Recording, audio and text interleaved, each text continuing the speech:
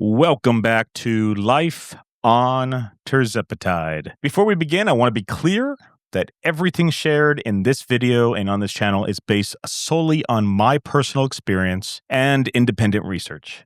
I'm not a medical professional, and nothing here should be considered medical advice, a diagnosis, or treatment. Tirzepatide, compounded medications, and peptide alternatives carry risks and may vary in quality, sourcing, and regulation. Please consult with a licensed healthcare provider and conduct your own due diligence before making any decisions about your health. Now, today's entry is an important one.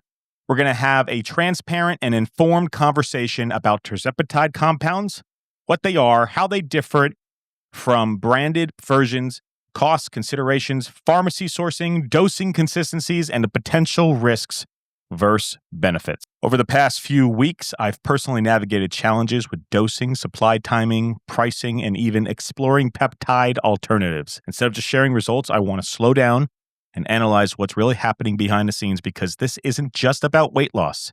It's about safety, sustainability, and making informed decisions. With each section today, I'm going to pose a question to you to respond in the comments. The purpose of this channel is to share my personal journey so that you can think critically and make informed decisions for your own health. But community is what we're building here.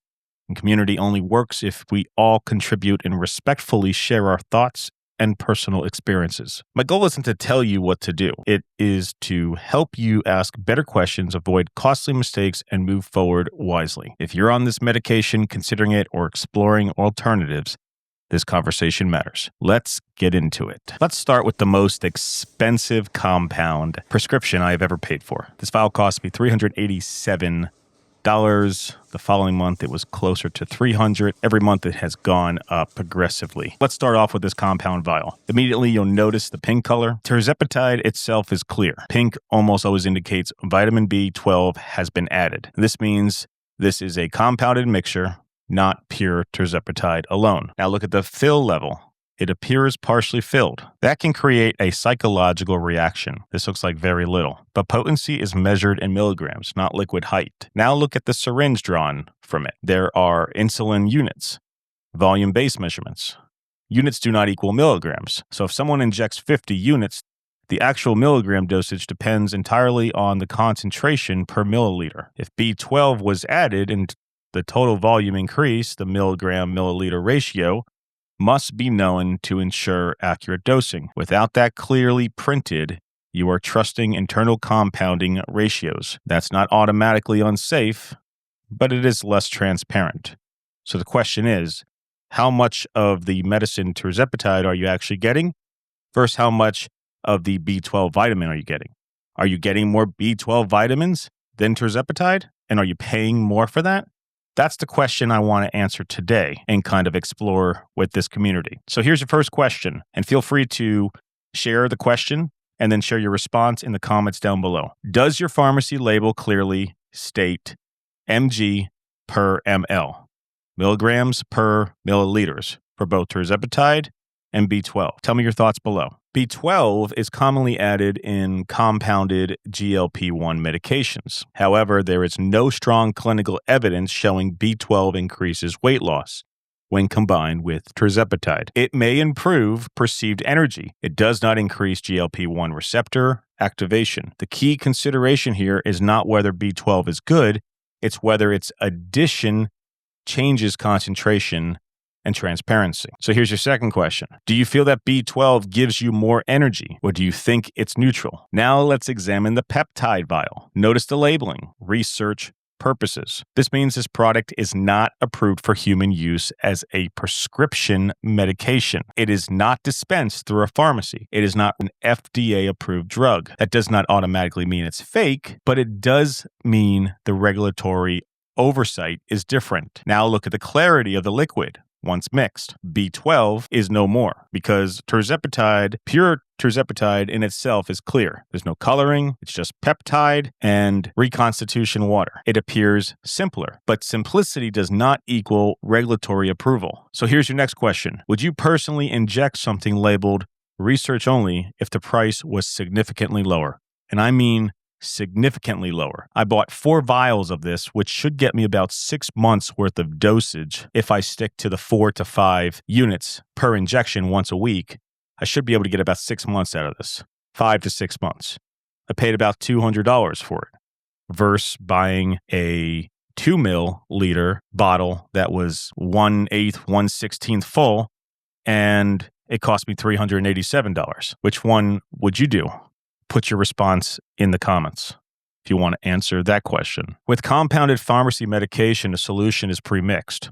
With peptides, you must mix it yourself. That means injecting sterile barostatic water, calculating mg per ml, drawing correct dose, maintaining sterile technique. If you miscalculate dilution, you could underdose or overdose. There is no pharmacist verifying your final concentration. That increases personal responsibility. Not necessarily danger, but more responsibility. So here's your next question. Do you feel confident calculating peptide reconstitution math on your own? Let's talk about value perception. This vial looks underfilled, but what matters is milligrams or active drug, not liquid height. If this contains 10 milligrams of tirzepatide, that's 10 milligrams whether it sits low or high in the vial. However, if volume increases due to additives, you may feel like you're receiving more. The real question becomes, are you paying for active peptide or for carrying solution volume? Transparency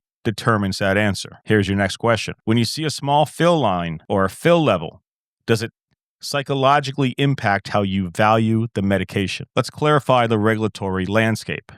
Brand name, Tirzepatide. FDA approved, extensively tested, compounded Tirzepatide. Legal under pharmacy compounding rules. Not FDA approved as a standalone product. Research peptides. Not regulated as medications. Sold for research. No required human use validation. As regulation decreases, personal responsibility increases. That's the gradient. Here's another question for you. If costs were identical, which level of regulation would you choose? So I'm posing all these different questions to try to spark engagement within this community. Community happens together. So feel free to pause the video at any time, go back, I'll post timestamps for each question and each section in the description so that you can carefully go back and re-listen to the question and try to answer it in your own personal opinion. Switching sources may result in stronger appetite suppression, weaker appetite suppression, increased nausea, less nausea. Injection site reactions may vary. Why? Because concentration, purity, and formulation differences matter. Even small variations in peptide integrity can affect response. Consistency is part of the drug manufacturing science. So here's your next question. Has anyone here switched sources and noticed a measurable difference? The conversation is not about fear. That's not what this conversation's about. It's not about attacking compounding pharmacies. It's not about promoting peptides. It's about understanding what you're injecting. You need to ask yourself, what is the exact milligrams per milliliters? Are additives present? Was the sterility tested? Who verified potency? Informed decisions protect your health. Transparency builds trust. So here's another question for you. And your final question. After seeing both, what questions will you now ask before your next refill? Hey guys, I enjoy creating these videos and I'm starting to see that the community is starting to grow and we're starting to get traction. But if you got value to today's video, hit that like button, subscribe, continue sharing this to someone that may need to hear this message, needs to learn more about the medicine Tirzepatide. This is my personal journey, not a doctor, not a health coach, not a dietitian, just your average Joe guy who works a full-time job, puts this injection in once a week and is trying to reap the benefits without overspending. If you want to follow me, I would love to have you on board. Until next time, I'll see you guys on the next video.